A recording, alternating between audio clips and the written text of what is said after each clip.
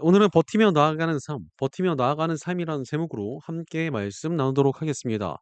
일본의 거장 애니메이션 감독이라 불리는 미야자키 하야오에 대한 다큐가 젊은 청년들에게 많은 공감과 위로를 주었습니다.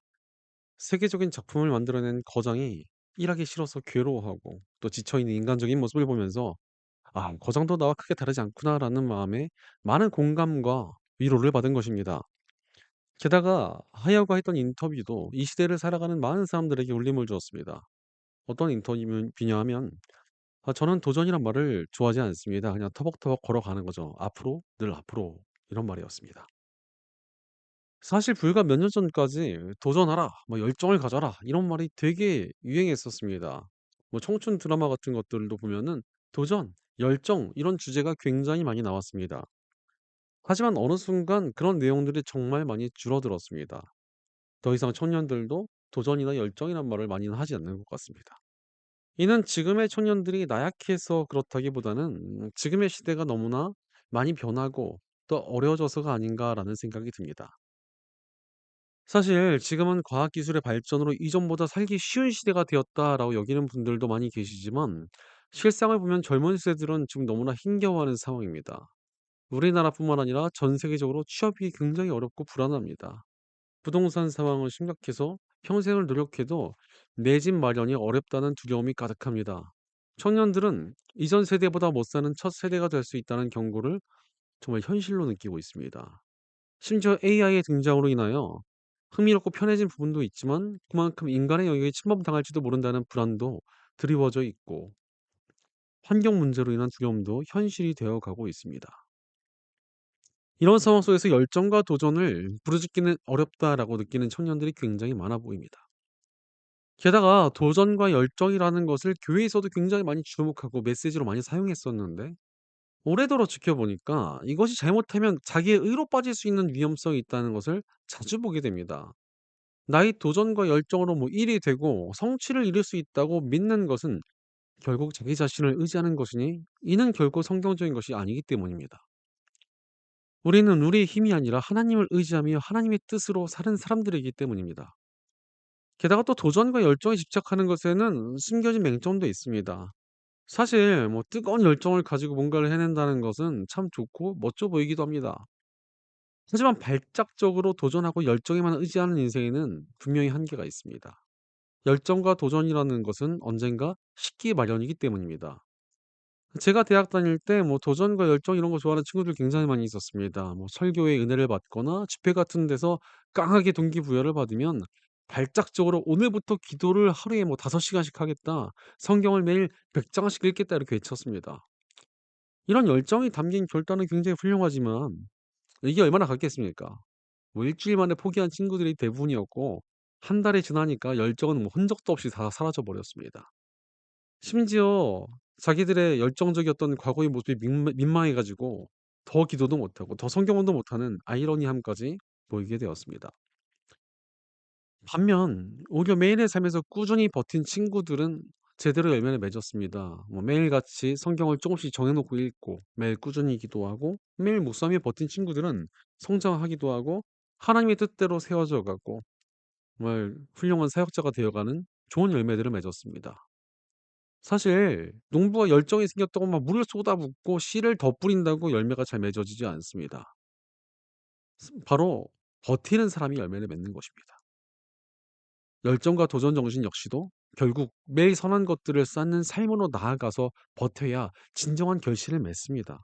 마찬가지로 우리도 매일의 삶을 성실하고 온전하고 거룩하게 쌓아가며 하루하루를 버티면서 나아갈 때 진정한 결실을 맺는 인생을 꾸려갈 수 있다는 것입니다.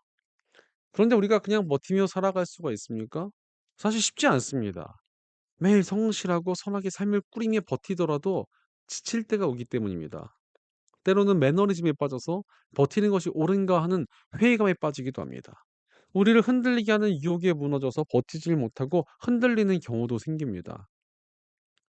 심지어는 고난과 어려움에 무너져서 주저앉을 때도 있습니다. 사실 우리는 연약한 피조물이자 스스로를 완전히 제어할 수 없는 불완전한 인간이기 때문에 뜨거운 열정과 도전 정신으로도 스스로의 결단과 의지로도 온전히 버티는 삶을 살기가 어렵습니다. 그러면 우리는 어찌해야 합니까? 다행히도 우리 크리스천들은 어떻게 버티며 나아가야 할지 답을 알고 있는 사람들입니다. 오늘 본문 92 절을 보니 "주님의 법을 내 기쁨으로 삼지 아니하였더라면 나는 고난을 이기지 못하고 망하고 말았을 것입니다."라고 말씀하십니다. 바로 인생을 버티며 나아가게 하는 힘이 하나님께 있다는 것입니다.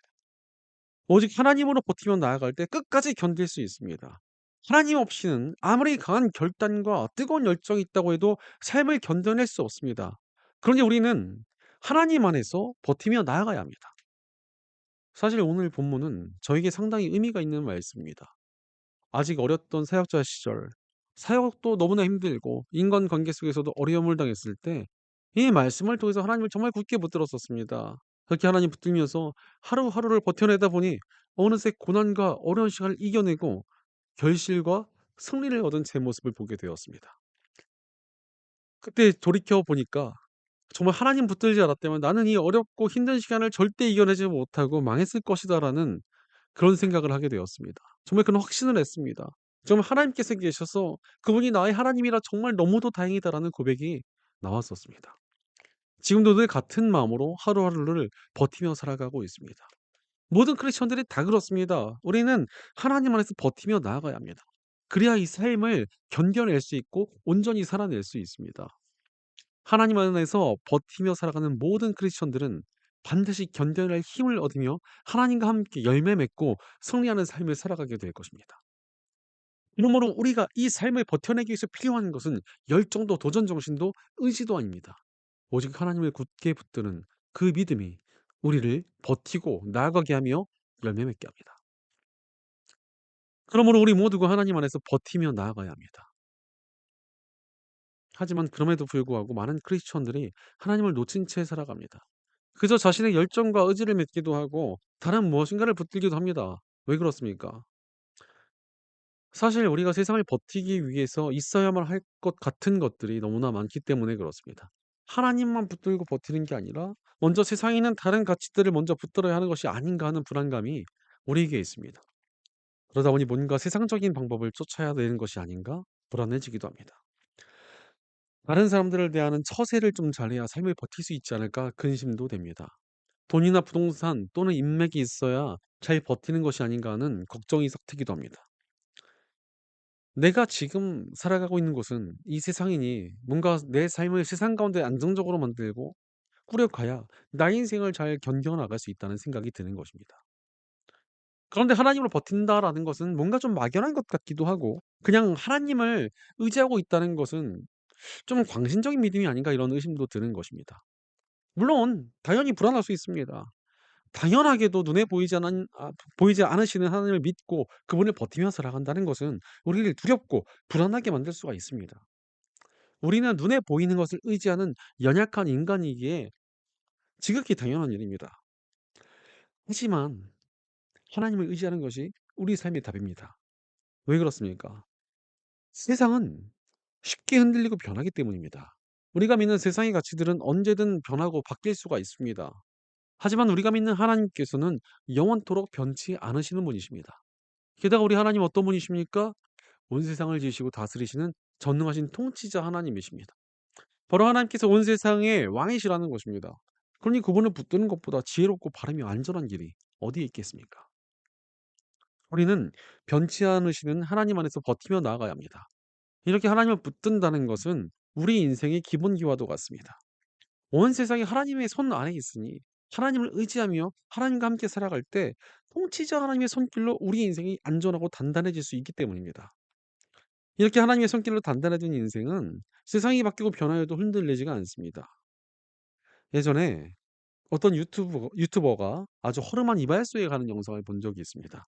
그리고서 이 유튜버가 이 가게의 이발사의 실력을 좀 테스트해 보기 위해서 당시에 가장 유행하는 머리 스타일을 사진 없이 말로만 설명을 한 후에 잘라 달라고 합니다.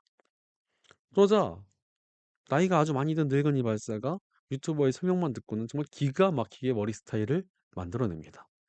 유튜버도 깜짝 놀라 가지고는 이 정도면 유명 미용실보다도 훨씬 낫다고 감탄을 합니다. 오래도록 단단히 쌓여진 기본기가 무엇이 유행하더라도 쉽사리 해내고 감당할 수 있도록 한 것입니다. 바로 하나님을 의지하는 인생의 기본기를 갖춘 사람들이 이와 같습니다. 우리가 하나님을 의지하며 살아간다는 기본 기류를 갖출 때 상황이 바뀌고 어려움이 찾아와도 그것을 능히 버티고 이겨내게 될 것입니다. 하나님께 지어진 백성들에게 그분을 의지하는 것보다 중요한 삶의 기본기는 없기 때문입니다. 실제로 하나님을 의지하며 버티는 사람들은 지금까지 상황이 변하고 세상이 달라지며 어려움을 겪어도 견뎌내며 승리하는 역사를 맞이했습니다. 하나님을 굳게 의지하니 하나님의 능력으로 버텨내고 승리할 수 있었기 때문입니다. 이 사실을 십자가의 복음이 증명합니다. 하나님께서는 죄로 인해 심판과 멸망으로 향해 가던 우리 인류를 구하여 주시기 위해 하나뿐인 아들 예수님을 이 땅에 보내주셨습니다. 예수님께서는 우리의 모든 죄를 대신하여 십자가에서 죽으심으로 우리를 심판과 멸망에서 건져주셨습니다. 이렇게 우리를 건져주신 하나님께서는 우리에게 새로운 신분을 주었습니다. 복음을 통해 구원받은 우리에게 하나님의 자녀이자 백성이라는 새로운 신분이 주어졌습니다. 아버지 하나님의 도우심을 구하고 누릴 수 있는 자녀라는 신분과 왕 대신 하나님의 능력과 통치를 풍성히 받으며 살아갈 수 있는 백성이라는 신분이 주어진 것입니다. 즉 십자가의 복음을 통해 우리에게 주신 새로운 신분은 우리가 하나님의 도움을 마음껏 구하고 누리며 살아갈 수 있는 자격을 의미합니다. 이렇게 전능하신 통치자 하나님의 도우심을 받는 인생이 얼마나 강력하겠습니까? 온 우주를 다스리시는 하나님의 손길로 보호받고 인도함 받는 삶은 세상이 감히 흔들 수 없는 단단하며 강력한 인생이 됩니다. 그러므로 우리는 하나님 안에서 버티며 나아가야 합니다. 오직 하나님을 의지하고 붙들며 살아갈 때 우리는 변화무쌍하고 고된 이 세상을 하나님의 능력으로 견디며 승리하게 될 것입니다. 실제로 예수님께서도 이 땅에 오셔서 인간의 삶을 살아가셨습니다. 우리 인간들이 느끼는 모든 피로와 굶주림과 고통들을 다 겪으셨습니다. 솔직히 이 과정이 쉽지 않으셨으리라 생각합니다. 온 우주를 다스리던 왕께서 고작 인간의 모습으로 산다는 것은 쉬운 일이 아니었을 것입니다. 한계를 모르시던 성자 하나님께서 인간의 육신이나 한계에 묶여 살아가셔야 했다는 것이 얼마나 견디기 힘든 일이었겠습니까? 실제로 우리가 역체감이란 말을 종종 쓰곤 합니다. 나쁜 것을 쓰다가 좋은 것을 쓰면 좀 좋은가? 괜찮은가? 싶은데 좋은 것을 쓰다 나쁜 것을 쓰면 아주 크게 체감이 된다는 것입니다. 예수님께서도 하나님으로 사시다가 인간으로 살아셨으니 얼마나 견디기가 힘드셨겠습니까? 게다가 이 땅에서 살아가시는 동안 얼마나 많은 공격과 어려움을 겪으셨는지 모릅니다. 모함하는 사람들도 있었고 누명을 쓰시기도 하셨으며 함부로 대하는 사람들도 많았고 제자들은 수시로 예수님을 불순종하고 흔들렸습니다. 분명히 버티시는 일이 쉽지 않으셨을 것입니다. 하지만 예수님께서는 늘 아버지 하나님을 의지하는 모습을 보여주셨습니다. 그리고 아버지 하나님 붙드시며 견디고 나아가셨습니다. 그러니 이 땅에서 공생의 사역을 잘 마치시고 십자가와 부활을 통해 모든 사역을 완성하시며 우리 인류에게 구원의 문을 활짝 열어주셨습니다. 이는 우리에게 하나님을 굳세게 붙들고 의지하며 버티고 나아가다 보면 승리의 열매가 있음을 보여주신 것입니다. 바로 우리도 그 본을 따라 하나님 안에서 버티며 나아가야 합니다. 예수님처럼 우리도 하나님을 굳세게 붙들고 버티며 나아가다 보면 반드시 하나님의 도우심과 인도하심으로 견디고 승리하는 역사가 나타날 것입니다. 실제로 다윗을 보면 언제나 하나님을 의지하며 버티고 나아가는 사람이었습니다. 다윗은 누명을 쓰고 쫓겨다니면서도 늘 하나님을 의지했습니다. 광야의 어려운 삶 속에서도 늘 하나님을 굳게 붙들었습니다. 심지어 적들이 다윗의 부하들의 가족들을 포로로 끌고 가버린 적이 있었습니다. 그러자 분노한 부하들이 다윗을 돌로 쳐서 죽이려고 합니다. 너무나 배신감이 들고 화가 날 만한 상황이 아니었겠습니까? 함께 생사고락을 함께 했던 부하들이 상황이 좀 어려워졌다고 변절해 가지고 다윗을 해치려 하니 얼마나 실망스러웠겠습니까? 하지만 그때 다윗은 하나님을 더욱 의지했다고 성경은 기록하고 계십니다. 다윗은 어렵고 흔들리는 상황 속에서도 하나님을 의지한 채 버티며 나아갔고 끝내 모든 적들을 물리쳐내고 모든 가족들을 되찾아오며 전리품까지 얻게 되었습니다. 하나님을 의지하고 버티며 나아간 삶에 놀라운 승리의 열매가 있었던 것입니다. 우리의 삶도 마찬가지입니다. 하나님 안에서 버티며 나가야 합니다. 그때 지금 우리의 눈앞이 혼란스럽고 막막하더라도 우리가 살고 있는 시대가 답답하고 어렵더라도 하나님께서 주시는 최고의 날이 다가옵니다. 실제로 바른 신앙을 지키기 위하여 왕의 핍박을 피해 영국을 떠나 미지의 땅이었던 신대륙으로 도망쳤었던 청교들은 서로에게 특별한 인사를 건네곤 했습니다. 바로 아직 최고의 날은 오지 않았습니다라고 서로를 격려하는 인사를 나누곤 했습니다. 핍박하고 무슨 일이 닥쳐올지 모르는 신대륙으로 향하고 있지만 그들은 끝까지 하나님을 신뢰하며 소망을 품고 서로를 격려하며 견뎌냈습니다. 그리고 그 말처럼 하나님 안에서 미국이라는 기독교 국가를 일궈내지 않았습니까? 물론 지금은 예전의 신앙적인 모습에서 많이 변질되었지만 분명히 그들을 통해 온 세계에 복음이 퍼지는 일에 크게 쓰임 받았다라는 것은 부인할 수 없는 사실입니다. 우리 삶도 마찬가지입니다. 하나님의 신뢰만 붙들 때 우리가 주어진 인생을 버틸 수 있고 나아가 열매 맺게 됩니다. 그러므로 우리는 끝까지 하나님을 신뢰함으로 하나님 안에서 버티며 나아가야 합니다. 그때 하나님께서 주시는 승리의 열매를 수확하게 될 것입니다. 그렇다면 우리가 구체적으로 어떻게 하나님을 의지하며 살아가야 합니까? 첫째로 말씀의 가치를 붙들며 하나님 안에서 버티며 나아가야 합니다. 우리가 세상을 살아갈 때 무엇을 따르며 살아갑니까? 바로 내가 따르는 그 가치를 쫓아 살아가게 되어 있습니다. 즉 무엇을 기준과 가치로 두느냐에 따라 삶이 달라지게 되어 있습니다. 그런데 세상에는 온갖 다양한 가치들이 자신을 따르라고 우리를 유혹합니다. 사람들마다 이런 가치를 따라야 삶이 온전히 세워지고 유익할 것이라 말합니다. 심지어 시대마다 소중하게 여기는 가치가 달라지기도 합니다. 하지만 분명한 사실이 있습니다. 세상에서 말하는 가치들은 얼마 가지 못합니다. 세상이 계속 변하기 때문입니다. 한때 최고라고 하던 것들이 다 무너지고 사라지고 변해버립니다. 인기가 많았던 직업들이 사라지기도 하고 무시당했던 일들이 잘 나가게 되기도 합니다. 이런 것들을 누가 예상할 수 있었겠습니까? 앞으로 뭐가 어떻게 바뀔지 우리는 알 수가 없습니다. 예를 들어서 몇 년 전만 해도 AI 시대라는 것이 오긴 올 것이다라고 예측을 하면서 절대 망하지 않을 직업으로 음악과 미술 같은 예술 쪽은 대체가 안 된다고 말했었습니다.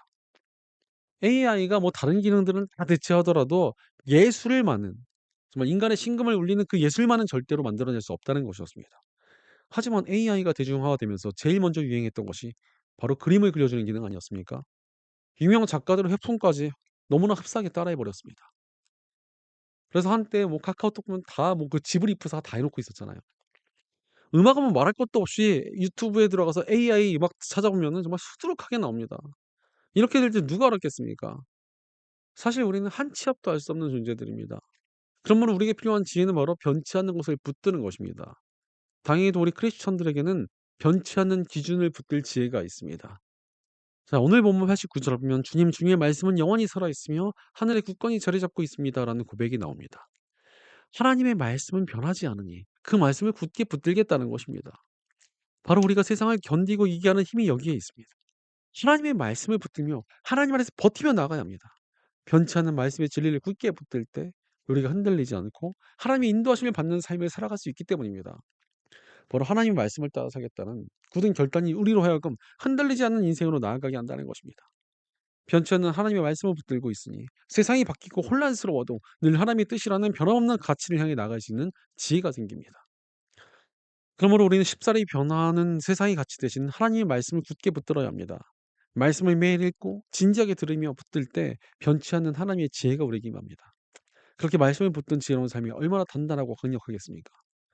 늘 변치 않는 하나님의 말씀을 붙들며 말씀의 가치로 삶을 단단하게 세워 버티고 나아가 승리하는 복된 저와 여러분 되시기를 축원합니다.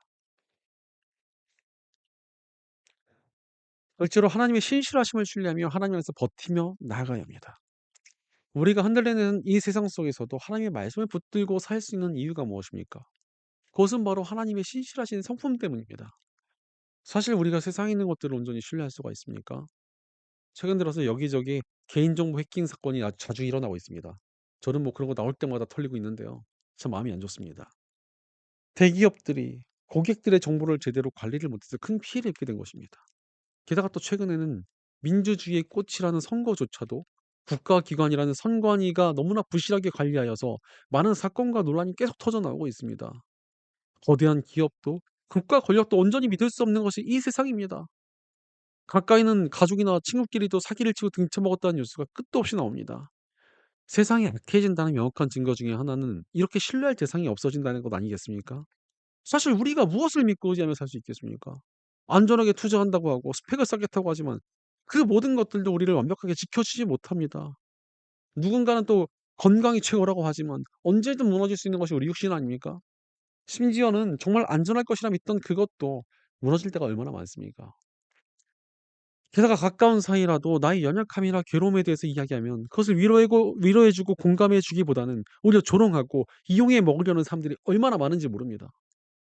오죽하면 자기계발서적이나 처세술에서는 말하기를 "현대 사회에서 자신의 약점을 노출하는 것만큼 어리석은 일이 없다."라고 말하기도 합니다. 이런 믿을 존재가 없는 세상을 버티며 살아간다는 것은 사실 절대 쉬운 일이 아닙니다. 하지만 우리에게는 항상 신실하신 우리 하나님이 계십니다. 오늘 본문 90 절을 보면 "주님의 성실하심은 대대에 이릅니다. 땅의 기초도 주님께서 놓으신 것이기에 언제나 흔들림이 없습니다."라고 고백하십니다. 세상의 모든 것이 흔들리고 변하여도 하나님께서는 변치 않으신다는 것입니다. 우리 하나님께서는 늘 성실히 우리를 돌보시며 변함없이 우리에게 은혜와 사랑을 베풀고 계십니다. 게다가 우리가 하나님을 붙들며 하나님께 나아가면 이 세상살이 가운데 지치고 아프고 힘든 우리를 받아주시고 위로해 주시며 회복시켜 주십니다.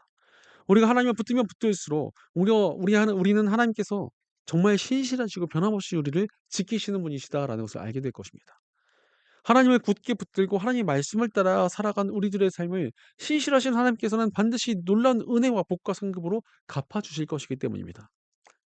그러니 너무나 쉽사리 바뀌고 우리를 힘들게 하며 죄악이 넘쳐나는 이 세상 속에서 버티기 위해서는 신실하신 하나님을 굳게 붙들고 그분의 성실하심을 경험하며 살아가야 합니다. 그때 우리가 하나님을 의지하는 담대함으로 이 세상을 견디며 살아갈 수 있고 신실하신 하나님께서 주시는 복된 승리를 얻을 수 있습니다. 그러므로 우리는 신실하신 하나님 안에서 버티며 나아가야 합니다. 늘 성실하게 우리를 돌보시는 하나님을 굳게 붙들고 이 세상을 견디고 나아가 하나님의 신실하신 사랑 안에서 그분의 은혜와 상급을 누리는 복된 저 여러분 되시기를 축원합니다.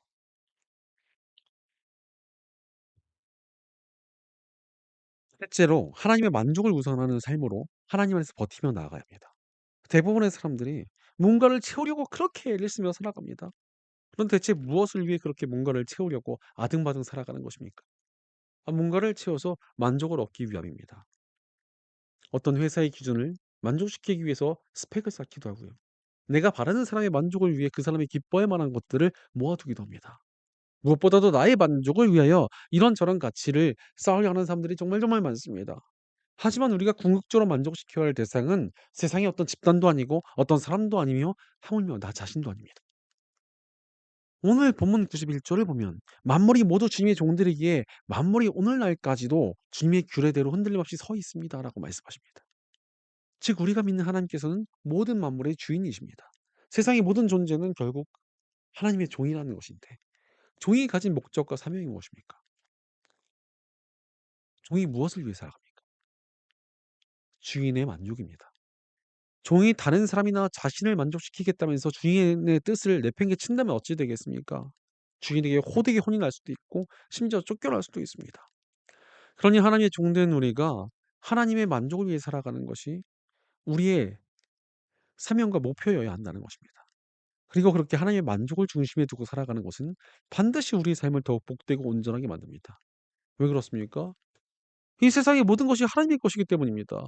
모든 것을 통치하시는 하나님의 마음에 만족을 드리는 것보다 우리가 우리의 삶을 제대로 살아가고 복되며 안전하게 만드는 길이 없습니다. 모든 것의 주권자이자 통치자이신 하나님의 마음에 만족을 드리니 하나님께서 우리 삶을 책임져 주시고 그분의 손으로 복되게 하실 것이기 때문입니다. 그러니 우리의 삶은 모든 만물의 주권자이신 하나님의 마음에 들 때 가장 안전할 수 있고 평안하며 복될 수가 있습니다. 그러므로 우리가 우리의 삶을 버티기 제일 좋은 방법은 하나님의 만족에 집중하며 살아가는 것에 있습니다. 우리 삶 속에 주어진 선택지와 계획들 속에서 무엇이 하나님의 기쁨이 될지 만족이 되실지를 늘 기도하고 묻고 하나님의 뜻대로 행하며 살아가는 것입니다. 그렇게 하나님의 만족을 우선순위로 두고 하나님의 기쁨을 위해 살아가면 그 삶은 하나님 안에서 하나님의 능력과 은혜로 지켜지는 삶이 될 것입니다. 게다가 놀라운 사실은 우리가 하나님께서 만족할 수 있도록 하나님을 기쁘시게 해 드리며 살아가면 하나님께서 우리를 그냥 두시지 않으십니다. 신실하신 하나님께서는 하나님의 손으로 우리 삶에 만족과 기쁨과 평안을 주십니다. 이는 세상에서 우리가 애쓰고 찾는다고 얻을 수 있는 것들이 아닙니다. 그러니 우리의 삶이 하나님의 만족을 향할 때 얼마나 단단하고 아름답게 세워질 수 있겠습니까? 그러므로 우리는 하나님의 만족을 위함으로 하나님 안에서 버티며 나가야 합니다.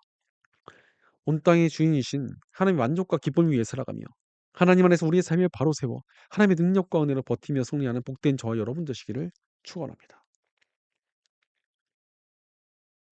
사랑하는 여러분, 하나님을 의지하며 버티고 나아가는 삶을 살고 계십니까? 우리는 우리의 능력으로 이 험한 세상을 온전히 견디며 살아갈 수 없습니다. 우리는 하나님의 도우심과 은혜로 버티며 나아가 승리하도록 지음받은 사람들이기 때문입니다. 하나님의 백성이자 자녀라는 신분은 스스로의 힘이 아니라 하나님의 능력으로 말미암아 살아가고 이겨내는 사람이라는 의미입니다. 그렇게 우리는 이 어렵고 힘든 시대를 하나님 안에서 버티며 나아가야 합니다.